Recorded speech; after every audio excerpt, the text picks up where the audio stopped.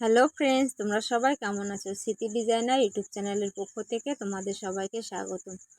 তো দেখো, আজকে আমি একটা চুড়িদার নিয়ে তোমাদের সামনে এসে হাজির হলাম। অনেকে বলেছো যে দিদি, প্লেটের বক্রম মানে সামনে ডিজাইন করার জন্য যদি প্লেন কাপড়ে কিভাবে করতে হবে। তো দেখো, আমি কাপড়টা বক্স করে কেটে নিয়েছি। যেভাবে নর্মাল মানে কেটে নেয় ওভাবে তোমরা কেটে নেবে। কেটে নেওয়ার পরে সাইড দিয়ে প্রথমে বসিয়ে নেবে, নিয়ে উল্টে সেলাই করে দেবে। দেখো, আমি ঠিক যেভাবে দিচ্ছি তোমরা ঠিক সেভাবেই করে নেবে।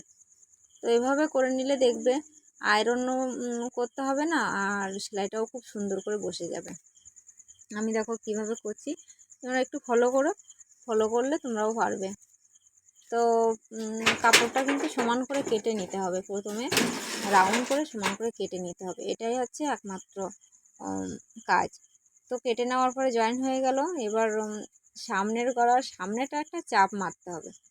দেখো আমি দিয়ে নিচ্ছি। তো এইভাবে যখন চাপটা দেবে তখন গলাটা না খুব সুন্দর বসবে, দেখতেও মনে হবে যে না প্লেট বক্রম দিয়েই করা। তো দেখো, আমি পেছনে চৌকো গলাটা কাটিং করিনি, তো আমি প্লেটটা কাটিং করে আমি প্লেটটাই বসিয়ে নিয়েছি। বসিয়ে নেওয়ার পরে দেখো কোনাগুলো একটু কেটে নিচ্ছি, দুই সাইড দিয়ে কেটে কোনাটা কেটে বার করে নিচ্ছি। তো একবারে আমার কাটিংও হয়ে গেল, সেটিংও হয়ে গেল। তো আমি উল্টে চাপটা মেরে নিচ্ছি। সামনেরটা একরকম করে করেছি, পেছনেরটা দেখো আগে আমি উল্টে চাপ মেরে নিচ্ছি। নিয়ে দেখো এবার চার চৌকো গলা হচ্ছে যেহেতু, তো আমি সেভাবে হাত দিয়ে সেলাই করে নিচ্ছি। কোনা কোনা করে সেলাই করে নিচ্ছি। মানে আমার কিন্তু প্লেট মানে বক্রমও দেয়নি, পেস্টিং কাপড়ও মানে কাগজটাও দেয়নি, এমনি কিন্তু নর্মাল কাপড় দিয়েই কিন্তু আমি ডিজাইনটা করে নিচ্ছি। তো সামনে পেছনে যখনই গলাটা করা হয়ে যাবে আমরা দুটো কাজ একসাথে করে জয়েন করে নেব।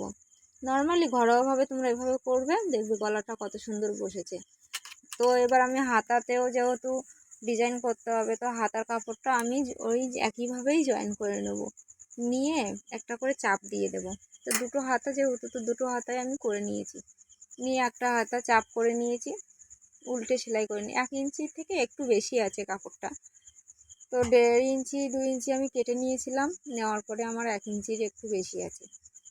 তো আমার হাতাটাও সেলাই হয়ে গেলে এবার আমি হাতাটা লাগিয়ে নেব। তো দেখো, আমি মাঝখান থেকেই ধরেছি, যেহেতু হাতা পুরো সাইডটায় সেলাই হবে, তো আমি আগে মাঝখান থেকে সেলাই করে নিয়ে দেখো আমি কিভাবে করে নিচ্ছি। তোমরা এভাবে করে নেবে, খুব সুন্দর হবে। তো হাতাটা বসানো হয়ে গেলে জামার নিচের যে পোর্শনটা আছে, নিচ থেকেও লাল কাপড়টা আমি বসিয়ে নেব। তারপরে দেখো আমি হাতাটা জয়েন করে নিচ্ছি। হাতা 5.5, বডি 9, কোমরের কাছে হচ্ছে 8, আর নিচটাও 8.5 নিয়েছি। নেওয়ার পরে দেখো আমি সাইড দিয়ে পুরো তো আমি সাইড থেকে দেখো 1 ইঞ্চি ভাঁজ করে নিয়েছি, ছোট করে ভাঁজ করে নিয়ে সেলাইটা দিয়ে নিয়েছি। তো অনেকেই যে মানে 2 ভাঁজের জায়গাটা এসে ঠিক করতে পারো না, তারা দেখে নাও কিভাবে আমি ভাঁজটা করে নিচ্ছি। তো এভাবে ভাঁজ করে সেলাই করলে এই কোনার জায়গাটা খুব সমান হবে, খুব সুন্দরভাবে বসেও যাবে। তো এভাবে দেখো সেলাইটা করে নিয়েছি। এভাবে সেলাই করে নেওয়ার পরে তোমরা 2 সাইড তলার কাপড় পিছনের যে পাটের যে কাপড়টা সেটাও ভাঁজ করে সেলাই করে নেবে। নেওয়ার পরে চারি সাইড দিয়ে একটা করে সেলাই করে নেবে।